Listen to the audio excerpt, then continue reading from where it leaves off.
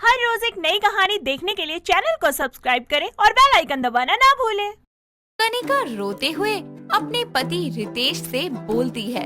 रितेश जी, हम तो तंग आ चुकी हूँ आपकी बहनिया से। सारा दिन बस हिटलर की तरह बकर बकर करत रहते हैं, रानी जैसन हुक्म चलावत रहते हैं। अब ऐसी ननदिया मिले तो सास की का जरूरत। और रितेश जी, हम बता ही देते हैं, तुम हमका बहुरिया बना के लाए थे, कोनो नौकरानी नहीं। रितेश पेशे से एक बोटेनिस्ट था। वो अक्सर नई और पुरानी वनस्पतियों और पेड़ पौधों की रिसर्च करने देश विदेश घूमता रहता था। उसकी जिंदगी एकदम मस्त तरीके से चल रही थी। एक दिन उसने न्यूज़पेपर में 700 साल पुराने अर्जुन के पेड़ के बारे में पढ़ा और अगले ही दिन वो ट्रेन में बैठकर सीधा निकल पड़ा बिहार की ओर। वैसे तो वो देश विदेश में काफी जगह घूम चुका था, मगर इस जगह के बारे में अनजान था। जैसे तैसे वो लोगों से पूछते हुए उस गांव में पहुंचता है। गांव में पहुंचने के बाद रितेश एक देहाती लड़के से होटल का पता पूछता है। भाई 1 मिनट इधर आना, मेरी बात सुनो। वो देहाती लड़का मुंह में गुटखा भरकर रितेश को जवाब देता है। कहिए भैया जी, का बात है? काहे परेशान घूमत हो? यहाँ वो 700 साल पुराना अर्जुन का पेड़ कहाँ है? तुम मुझे वहाँ पहुँचा सकते हो क्या?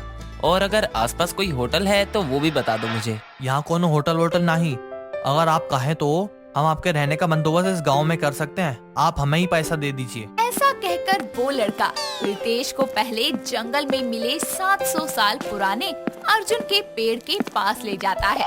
मगर कुछ देर बाद वो आसपास लोगों को ना देखकर रितेश को चाकू दिखाता है और उससे बोलता है, ए शहरी बाबू, अपना जेब ढीला करो और लौट जाओ वापस शहर को।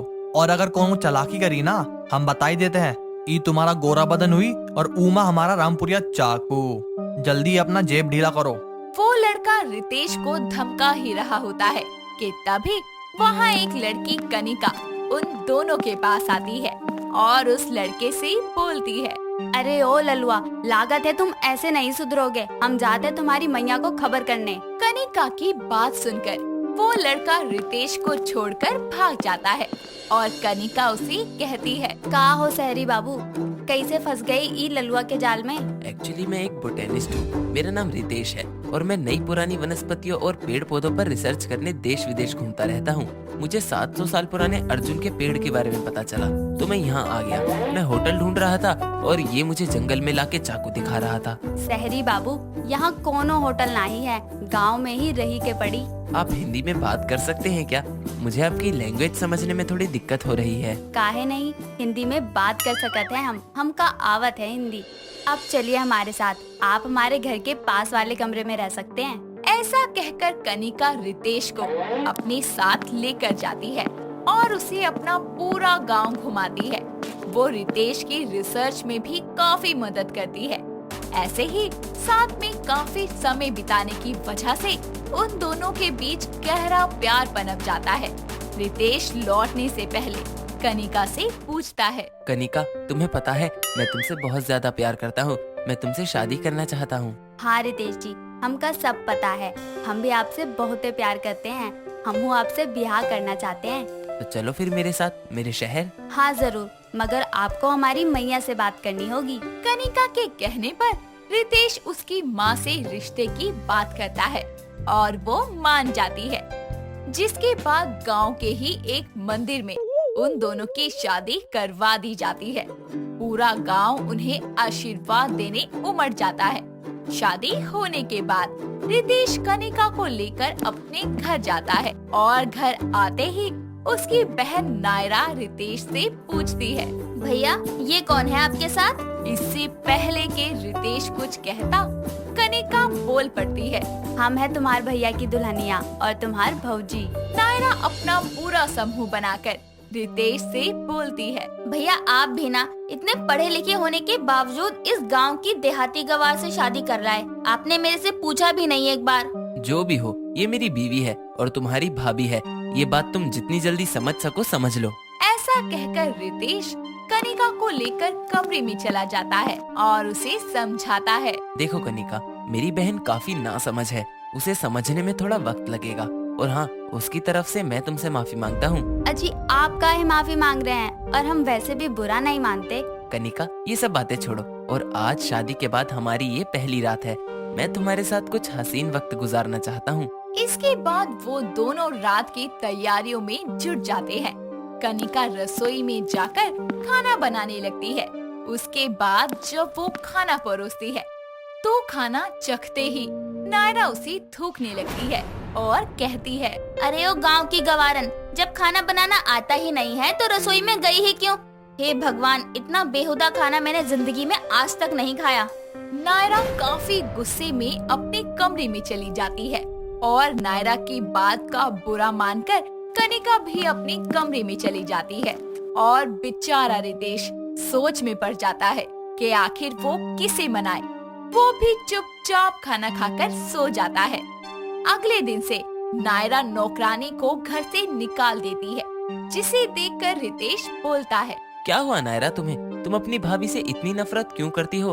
और ये क्या बचकानी हरकत करी है तुमने नौकरानी को क्यों निकाल दिया? भैया हम मिडिल क्लास लोग हैं, हम एक ही घर में दो दो नौकरानियां अफोर्ड नहीं कर सकते। नायरा, अब बंद भी करो अपनी ये बकवास। कनिका और तुम दोनों मिलकर घर के काम करोगी, और ये बात मैं पूछ नहीं रहा, बता रहा हूँ। इसके बाद रितेश के सामने नायरा कनिका के साथ मिलकर काम करवाने का दिखावा करती है और रितेश के जाते ही वो सारा काम कनिका से करवाती है और उसे बात बात पर ताने भी मारती है और खूब खरी खोटी सुनाती है। इसके बाद रितेश अपनी रिसर्च वर्क को करने के लिए कुछ महीने के लिए लंदन चला जाता है। तब तक नायरा कनिका के ऊपर खूब अत्याचार करती, उसे मारा पीटा करती, यहाँ तक कि ढंग से खाना तक नहीं देती, बिल्कुल जल्लादों की तरह सलूक करती। कुछ दिनों बाद जब रितेश वापस आता है तो वो अपनी पत्नी कनिका से मिलता है।